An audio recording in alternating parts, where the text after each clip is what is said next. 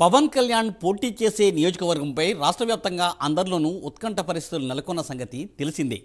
భీమవరం అని కొందరు, కాదు ఈసారి గాజువాకే అని మరికొందరు, పిఠాపురం డిసైడ్ అయిపోయిందని ఇంకొందరు, ఇలా రకరకాలుగా పవన్ పోటీ చేయబోయే స్థానంపై చర్చ జరుగుతున్న సంగతి తెలిసిందే. అయితే తాజాగా పవన్ ఎక్కడి నుండి పోటీ చేస్తే బాగుంటుంది, ఆయా స్థానాలలో జనసేన బలాలు బలహీనతలు ఏంటి అన్న విషయాలను విశ్లేషిస్తూ సీనియర్ రాజకీయవేత్త చేగొండి హరిరామజోగయ్య సంచలన లేఖ రాశారు.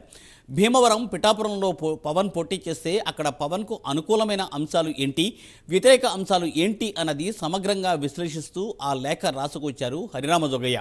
ముఖ్యంగా పిఠాపురంలో పవన్ కళ్యాణ్ పోటీ చేస్తారన్న వార్తల నేపథ్యంలో అక్కడ తెలుగుదేశం ఇన్ఛార్జి వర్మ పవన్పై పోటీకి వ్యతిరేకంగా ఉండడం, అలాగే పిఠాపురంలో ముద్రగడ పోటీ చేసే అవకాశం ఉండడం, మెజారిటీ ఎస్సీలు జగన్ వైపే ఉండడం, ఇలా అనేక విషయాలను ఈ లేఖలో రాసుకొచ్చారు హరిరామజోగయ్య. చివర్లో టీడీపీ కోవర్టులైన సలహాదారులపై ఆధారపడకుండా క్షేత్రస్థాయిలో పరిస్థితిని గమనించి పవన్ కళ్యాణే ఏ నియోజకవర్గంలో పోటీ చేస్తే బాగుంటుందో తేల్చుకోవాలని లేఖను ముగించారు హరిరామజోగయ్య. ఇక ఇదే అంశానికి సంబంధించి మరింత సమాచారం మా ప్రతినిధి అందిస్తారు రాంబాబు.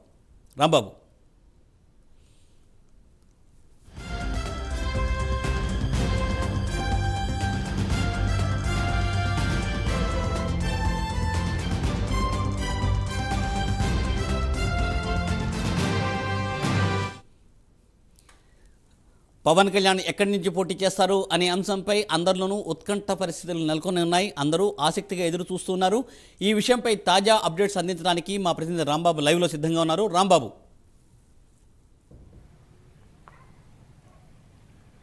థ్యాంక్ యూ మూర్తి.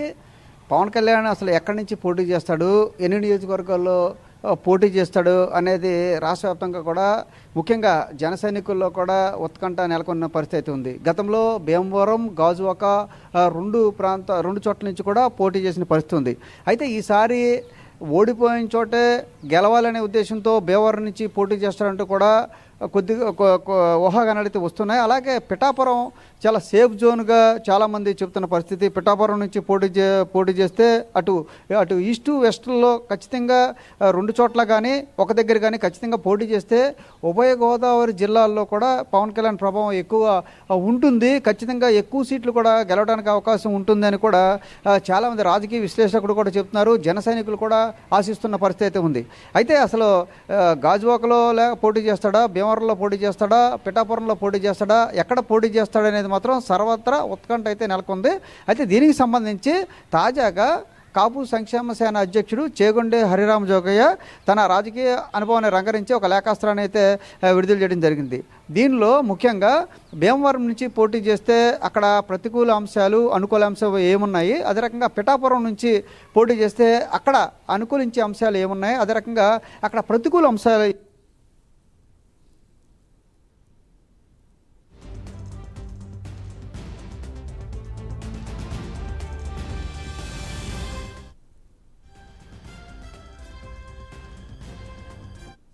60% కన్నా ఎక్కువగా ఉన్న కాపు ఓటర్లు ఉన్నారు.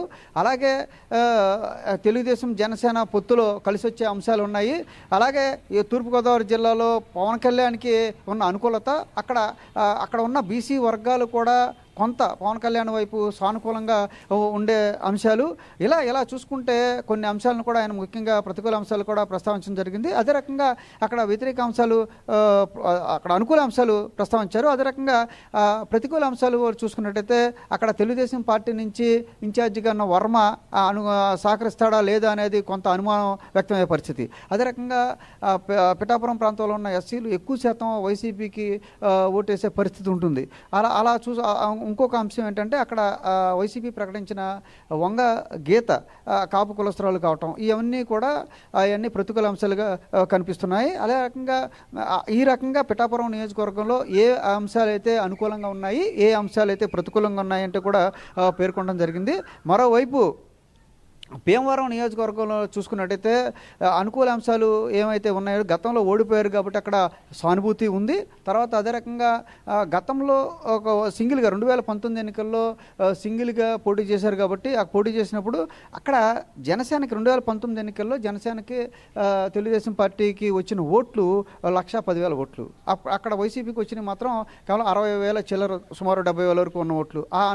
ఆ పరిస్థితి చూసుకుంటే ఇప్పుడు రెండు పార్టీలు కలిసి పోటీ చేస్తున్నాయి కాబట్టి భీమవరంలో పోటీ చేస్తే ఎక్కువ, రెండు పార్టీలు కలిసి బలంగా ఉన్నాయి కాబట్టి ఎక్కువ గెలిచే అవకాశాలు ఉన్నాయి. అదే రకంగా గతంలో ఇక్కడ చూసుకుంటే భీమవరం నుంచి గతంలో కాపు సామాజిక వర్గం వాళ్ళు సరిగా చేయలేదు అనే ఉంది. ఇప్పుడైతే ఖచ్చితంగా పెద్ద మొత్తం దాదాపుగా భీమవరంలో ఉన్న కాపులంతా ఒకే తాటిపైకి వచ్చి ఈసారి పవన్ కళ్యాణ్ని గెలిపించుకుందాం అని గట్టిగా నిలబడినట్టు కూడా సమాచారం. ఈ నేపథ్యంలో అన్నీ కూడా అనుకూలంగా కలిసి వచ్చే అంశాలు. అదే రకంగా చూసుకుంటే భీమవరంతో పాటు భీమవరం పరిసర ప్రాంతాల్లో కూడా భీమవరం నుంచి పోటీ చేసినట్టయితే ఆ ఎఫెక్ట్ ఎక్కువ ఉంటుంది కాబట్టి నరసాపురం పార్లమెంటు పరిధిలో అన్ని అసెంబ్లీ స్థానాలు కూడా గెలిచే అవకాశం ఉంటుంది.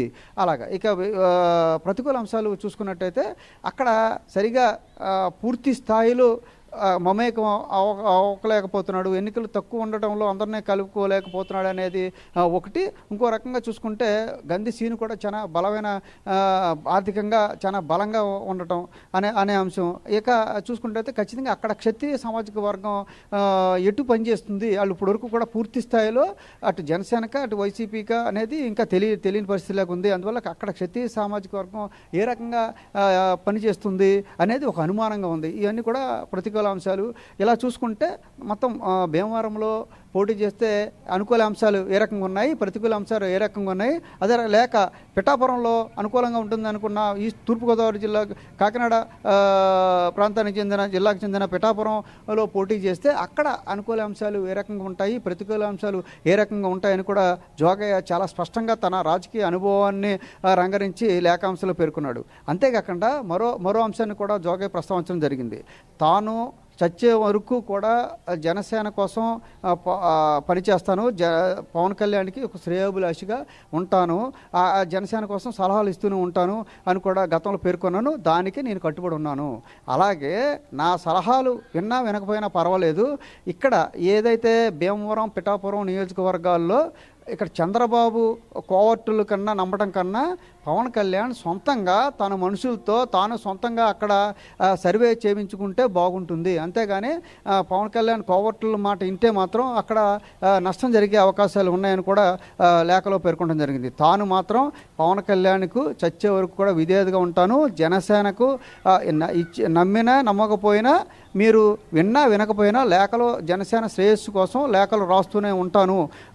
అంతేగాని పవన్ కళ్యాణ్ మాత్రం కొన్ని సొంత నిర్ణయాలు తీసుకోవాలి, తను పోటీ చేసే అసెంబ్లీ నియోజకవర్గాలు తానే ఎంచుకోవాలి, అక్కడ పరిస్థితులను తన మనుషుల చేత అత్యంత నమ్మకస్తుల చేత తాను సర్వే చేయించుకోవాలి. అప్పుడు చేయించుకుని పోటీలో దిగితే బాగుంటుంది. కానీ తెలుగుదేశం పార్టీ కోవర్టుల మాట, చంద్రబాబు నాయుడు కోవర్టుల మాట విని మాత్రం రంగంలో దిగితే ఫలితాలు సరిగా ఉండవు అని తన అభిప్రాయాన్ని వ్యక్తం చేస్తూ తాను మరొకసారి జనసేన పార్టీకి విధేయతగా ఉంటానంటూ కూడా లేఖలో పేర్కొనడం జరిగింది.